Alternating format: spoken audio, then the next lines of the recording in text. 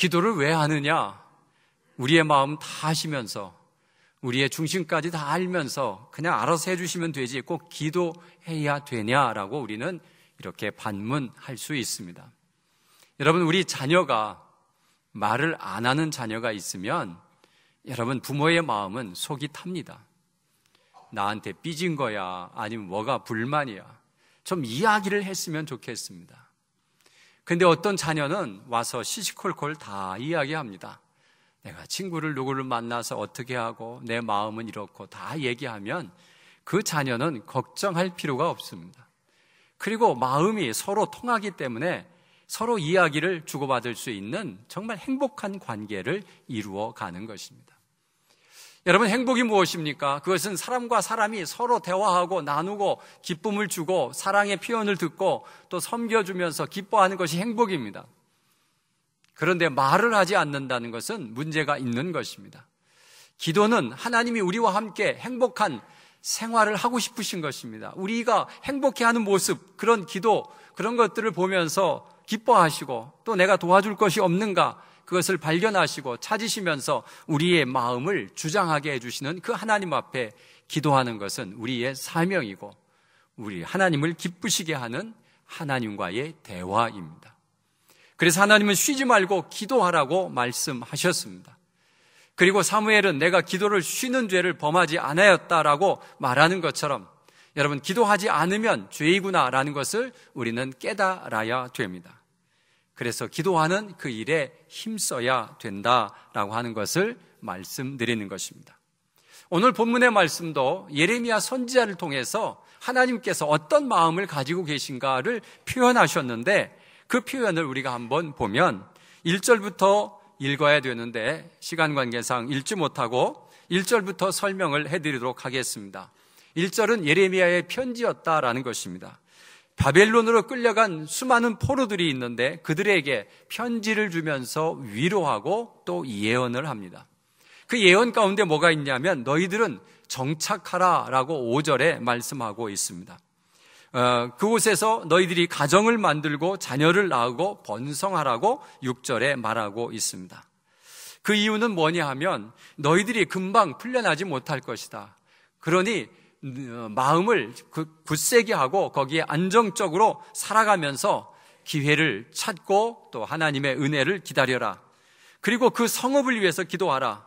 평안을 위해서 기도해야 된다. 그 도시가 평안해야 너희들이 평안하다라고 7절에 말씀하고 있습니다.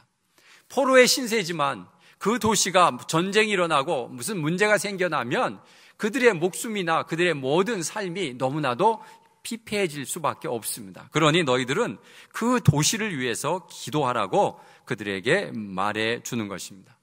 그리고 거짓 예언자들에게 속지 마라.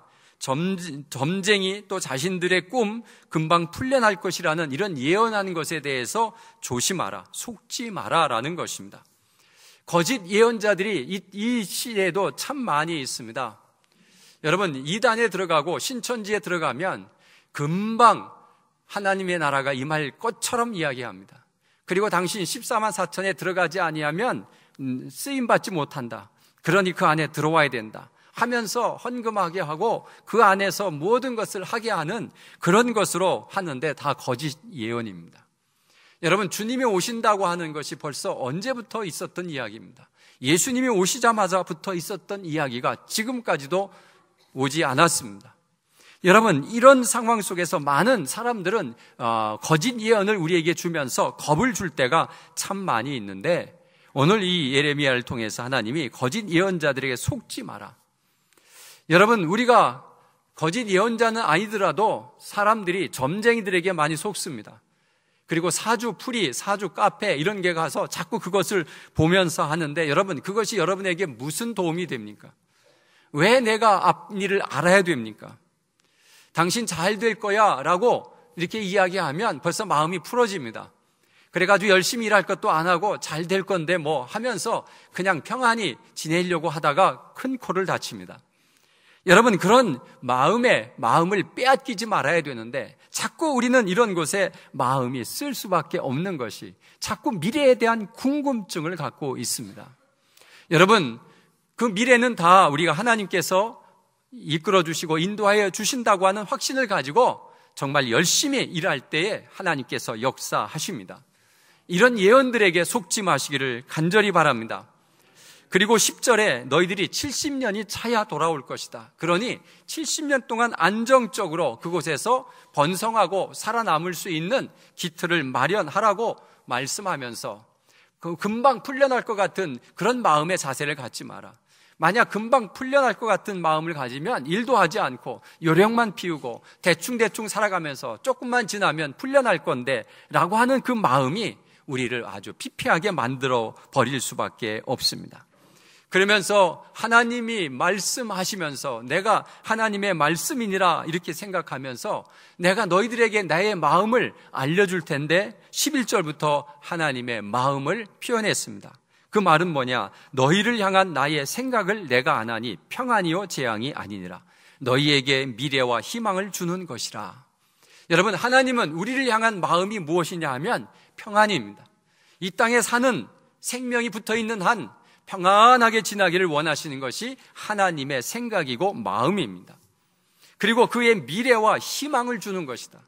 그래서 말씀을 통해서 미래의 꿈을 갖고 또 희망찬 삶을 하루하루 살아가도록 그렇게 원하는 것이 하나님의 마음입니다. 우리를 창조하신 하나님께서 우리를 고난 가운데 넣으려고 창조하지 않으셨습니다. 우리를 힘들게 하고 우리를 괴롭게 하고 병에 걸리게 하고 이런 것으로 우리를 하려고 하신 하나님이 아니십니다. 이 땅에 살면서 진정으로 행복이 무엇인가를 느끼고 행복한 삶을 주시겠다고 약속하신 분이 하나님이십니다.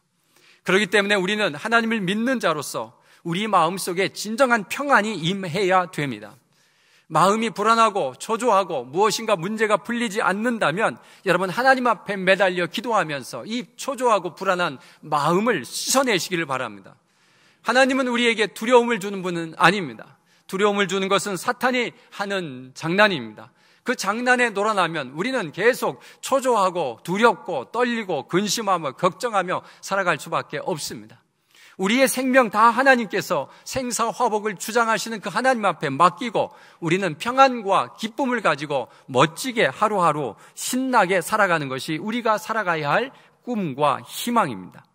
이런 믿음이 있어야 이것은 가능한 일입니다. 그러면서 12절에 내가 부르짖으며 내가 와서 기도하면 내가 너희들의 기도를 들을 것이요 라고 말씀하고 있습니다. 미래의 희망을 주는 그런 분이 내게 부르짖으라 기도하라고 하는 것입니다.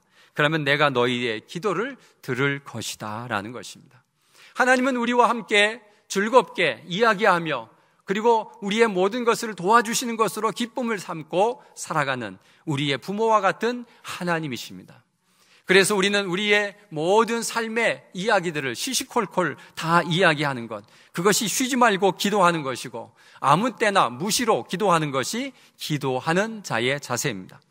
그런데 부르짖으라 그러면 내가 너희들에게 기도를 분명히 듣겠다라고 약속해 주셨습니다. 그 약속을 듣고 우리는 우리의 소망을 주님 앞에 이야기하는 것입니다. 내가 바라는 모든 것 이야기해도 괜찮습니다. 하나님이 들어주시든 안 들어주시든 나는 이렇게 살고 싶습니다 라고 고백하는 것 굉장히 중요합니다. 내 모든 소원을 바꿔주시기도 하고 틀어주시기도 하고 어느 땐 거절하시기도 하시지만 선하게 우리를 인도하시는 그 하나님 앞에 나의 모든 생각을 내어놓고 하나님과 상의하는 그런 기도가 부르짖는 기도가 되시기를 간절히 바랍니다. 13절에는 너희가 온 마음으로 나를 구하면 나를 찾을 것이요 나를 만나리라고 말씀하고 있습니다. 여러분, 주님은 우리를 만나 주시기를 원하십니다. 나를 구하면 나를 찾겠다라고 말씀하고 있습니다. 여러분, 주님을 사모하고 만나기를 원하시면 주님을 만날 줄로 믿습니다. 주님을 인격적으로 만날 수가 있습니다.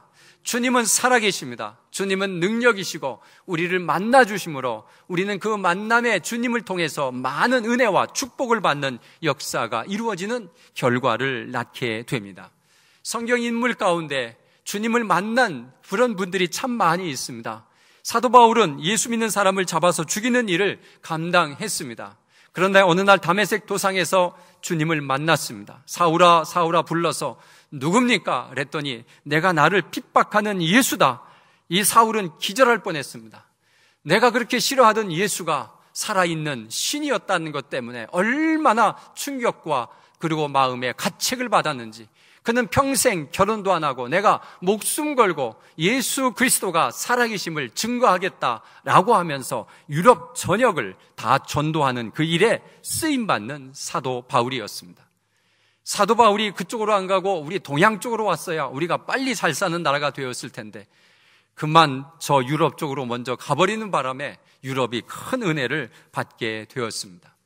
여러분, 모세 같은 사람, 양치기 하며 아무것도 아닌 존재가 내가 내 백성을 구원하라라고 말씀하시면서 주님을 만나 주셨습니다. 모세는 주님을 만나고 힘을 얻어서 자기 백성을 이끌어내는 그런 큰 일을 감당하는 역사가 일어났습니다. 여러분, 주님을 만나면 우리의 모든 삶의 모든 것들이 변하기 시작하고 우리의 삶의 목적이 바뀌고 방향이 바뀌고 우리가 어떻게 살아가야 하는지 이런 것들을 새삼스럽게 가르쳐 주시는 하나님이십니다. 그리고 우리를 어려운 곳에서 꺼내주시고 우리를 이끌어서 선한 곳으로 이끌어 주시는 하나님이십니다. 사형수가 예수 그리스도를 말씀을 통해서 만나고 그는 마치 주님을 만난 것처럼 사형을 당하러 나가면서도 예수 믿으십시오, 하나님은 살아계십니다, 나는 죄를 다 용서받았습니다 라고 외치며 나가는 그들의 마음은 도대체 어떻게 하나님을 만난 것입니까? 여러분, 우리는 하나님을 만나는 것이 우리의 가장 큰 목적이어야 됩니다. 찾고 찾으면 여러분 만날 수 있다라고 성경은 분명히 이야기하고 있고, 이것은 여호와의 말씀이니라 말씀한 것처럼 주님을 사모하면 만나 주시는 하나님이심을 믿으시기를 바랍니다. 여러분, 그 만나면 나의 모든 두려움과 나의 모든 근심과 이런 것들이 하나하나 해결되면서 주님이 가르쳐 주시는 방향 속에서 내가 주님을 향해서 어떻게 살아가야 하는지를 깨닫게 되고 주님을 기쁘시게 하는 삶을 살 때에 우리의 마음에 진정한 평안이 있고 진정한 행복이 있음을 믿으시기를 간절히 바랍니다. 14절에 보니까 이것은 여호와의 말씀이니라. 나는 너희들을 만날 것이며 너희들을 포로된 중에서 다시 돌아오게 하되 내가 쫓아보내었던 나라들과 모든 곳에서 모아 사로잡혀 떠났던 그곳으로 돌아오게 하리라. 이것은 여호와의 말씀이니라. 여러분, 주님께서 만나주시면 포로됐던 자가 노임을 받는 역사가 일어납니다. 주님을 만나면 우리의 근심 걱정이 해결되는 역사가 일어납니다. 내가 어떻게 살아야 될지, 어떤 꿈과 미래를 걸어가야 할지 모르는 사람이 미래를 찾고 꿈을 찾는 역사가 일어나는 줄로 믿습니다. 그래서 우리는 그 하나님 앞에서 쓰임받는 역사가 일어나는 것입니다. 여러분, 우리는 나를 만날 것이다라고 약속해 주신 그 하나님 앞에 간절히 사모하며 그 주님을 만나면 주님은 우리를 만나 주십니다. 왜 3, 4월에 기도 캠페인을 벌리라 하느냐 하면 기도할 때에 주님을 만나기 때문에 그렇습니다. 주님을 만나는 가장 빠른 통로는 기도하는 것입니다. 나를 만나 달라고 주님 앞에 간절히 간구하고 부르짖으면 만나 주시겠다고 오늘 예레미야 선지자를 통해서 우리에게 말씀하여 주셨습니다. 여러분, 주님을 인격적으로 만나시기를 간절히 바랍니다. 주님은 살아 계십니다. 시퍼렇게 살아 계십니다. 그리고 우리에게 만나 주시고 우리의 모든 고민과 모든 것들을 해결해 주십니다. 또 하나 기도해야 되는 이유 중에 하나는 이제 부흥회가 끝났습니다. 많은 사람들이 은혜를 받았습니다. 그래서 그 부흥회가 끝나면 모든 것이 다 끝나는 것이 아닙니다. 이 부흥회의 감동은 일주일이 지나면 또 시그러들고 계속하면 다 시그러들습니다. 그래서 한 달 정도만 되면 도대체 받은 은혜가 뭐지? 이런 생각이 들 때가 있습니다. 그러나 여러분, 우리에게 주신 축복의 말씀을 붙들고 계속 기도하면 하나님께서 더 큰 은혜로 역사해 주실 것입니다.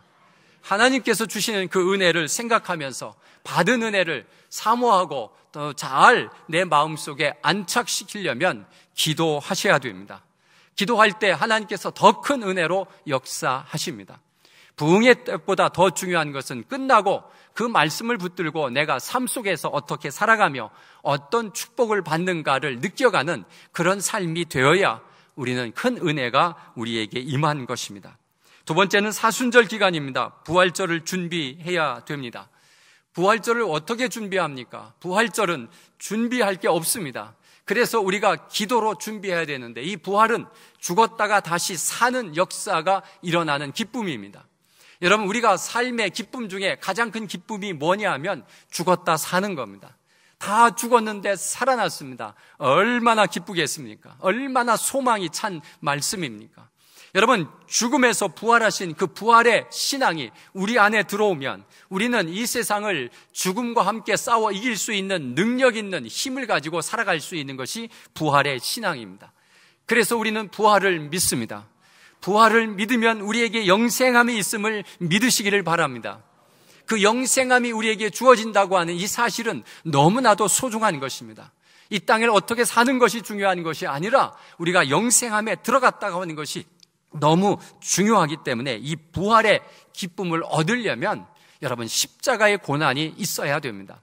십자가의 아픔과 괴로움이 있을 때 우리는 부활의 기쁨을 우리는 알 수가 있습니다. 그래서 여러분, 사순절 기간 동안 새벽마다 나와서 기도하고 또 저녁마다 기도하시면서 기도로 쌓아가시면 부활의 기쁨이 여러분 마음속에서 피어날 줄로 믿습니다.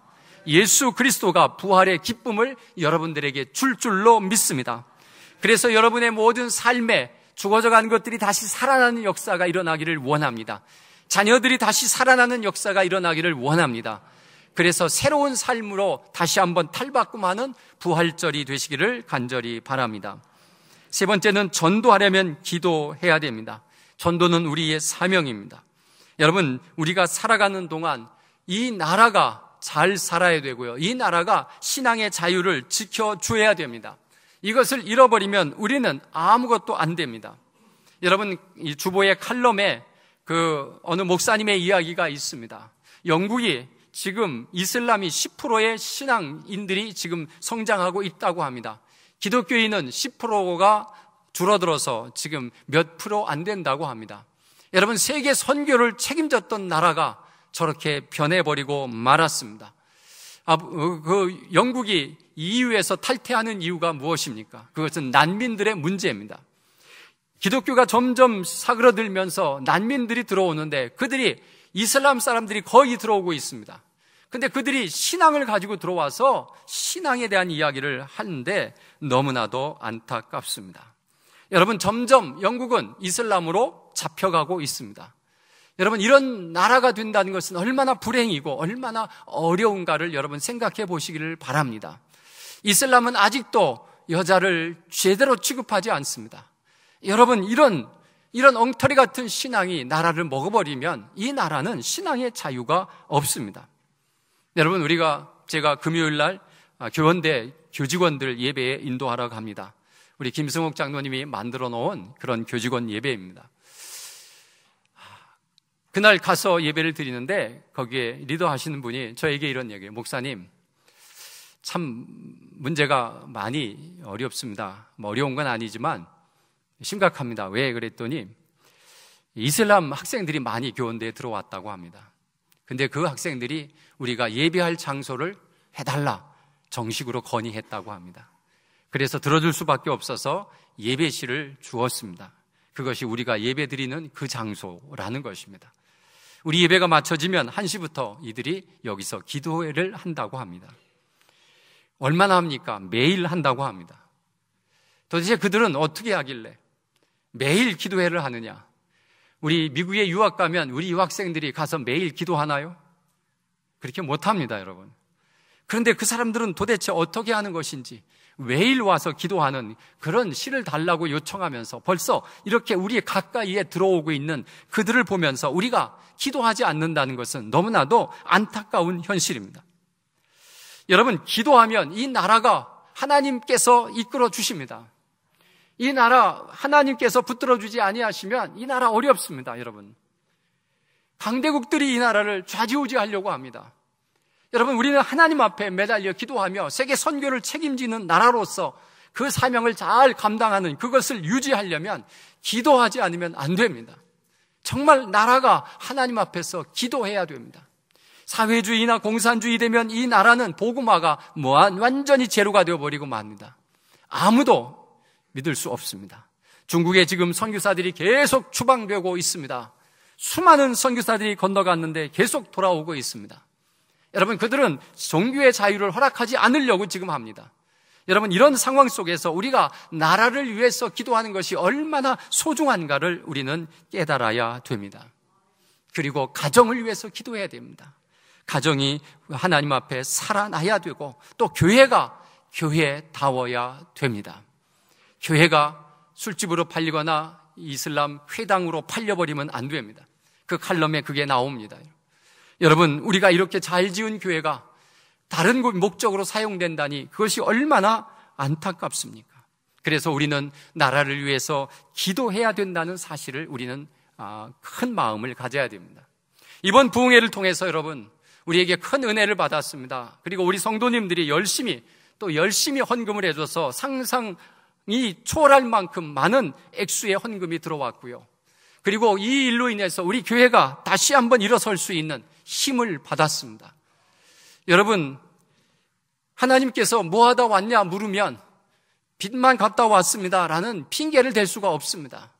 그것은 너희들이 편한 데서 예배 드리려고 했던 거 아니냐? 내 사명이 그것은 아니지 않느냐? 라고 물으면 할 말이 없습니다.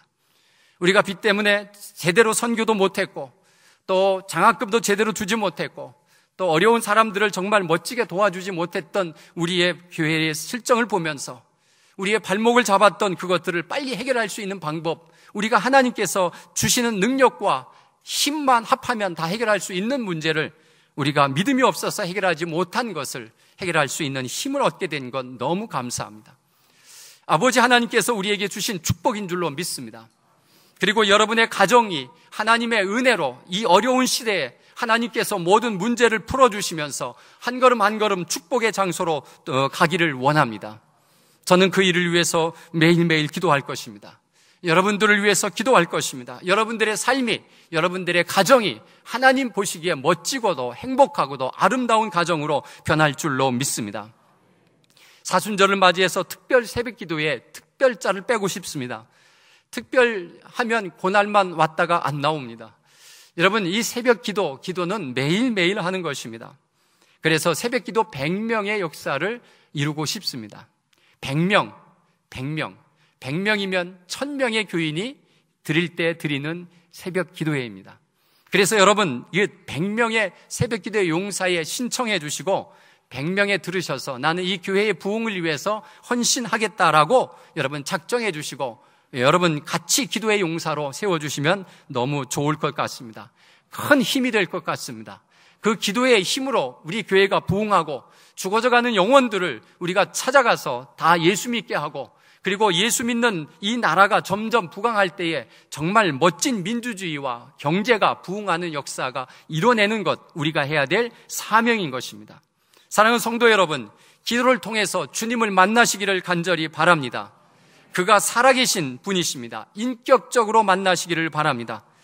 기도는 주님을 만나는 통로입니다. 그분은 우리의 미래와 희망이 되시는 주님이십니다.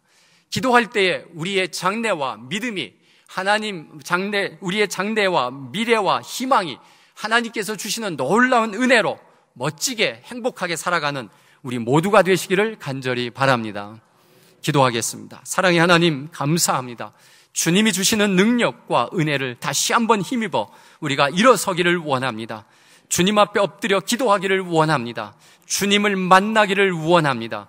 주님, 우리에게 말씀하여 주시고 그 약속을 지켜주시고 주님을 만남으로 우리의 모든 삶이 다시 한번 변화되는 역사가 일어나기를 원합니다. 성령님이여 함께 하시고 이끌어 주시옵소서. 3, 4월 기도하는 캠페인을 통해서 우리가 기도하기를 원합니다. 기도의 자리에 있기를 원합니다. 성령님이여 우리의 기도를 도와주시옵소서. 감사드리오며 예수님의 이름으로 기도하옵나이다. 아멘.